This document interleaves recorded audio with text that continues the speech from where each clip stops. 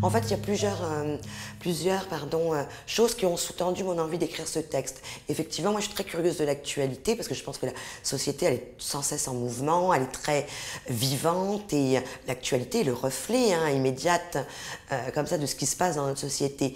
Et donc j'ai pensé, effectivement, on ne peut pas occulter cette histoire du gang des barbares complètement terrifiante avec un antisémitisme crasseux, rampant, absolument innommable et sans pardon possible. Il n'y a aucun pardon à accorder à ce genre d'acte et que ce soit clair, c'est absolument je pense que mon point de vue d'ailleurs dans le texte est très clair par rapport à ça.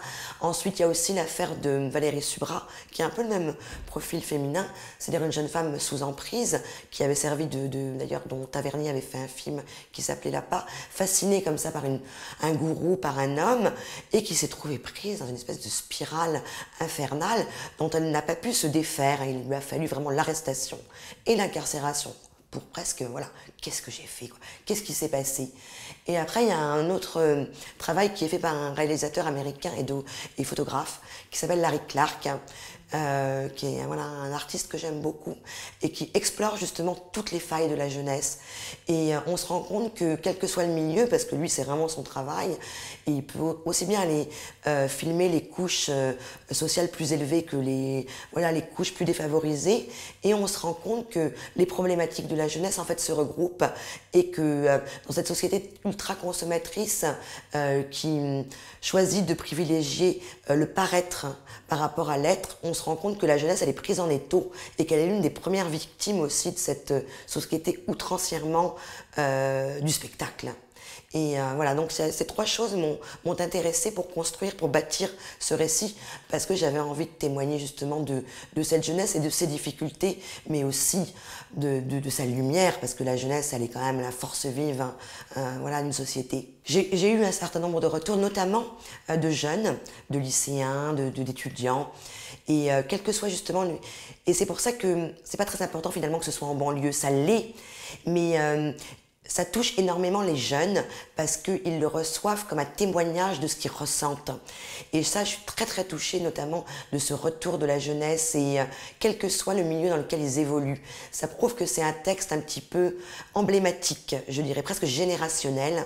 Et j'aimerais même que davantage, ça c'est un de mes grands souhaits, que davantage de jeunes puissent lire ce texte parce que je pense que ça les concerne de façon très prioritaire.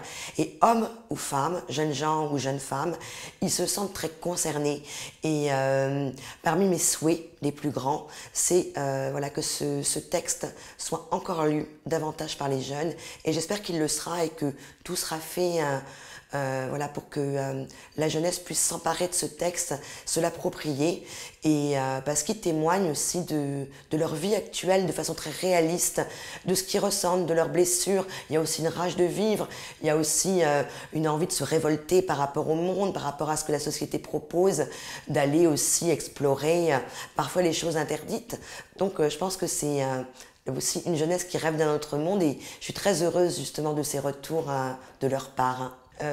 Il y a des natures comme ça qui vont être expérimentalistes, qui vont être tentées par peut-être certaines dérives, qui vont être tentées par des expériences parfois un peu extrêmes, et il va falloir vraiment certaines rencontres ou un parcours personnel, et la lecture aussi peut aider pour se remettre un petit peu sur un chemin, on va dire, un peu moins chaotique.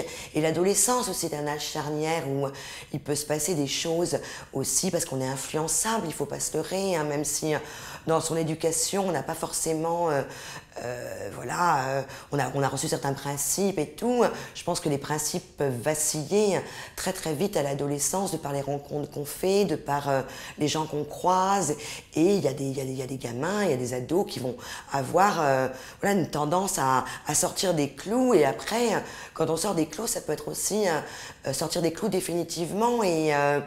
Et c'est parfois difficile aussi, même pour un ado, même de se rattraper. C'est un âge charnière parce que ça détermine aussi l'adulte qu'on va devenir.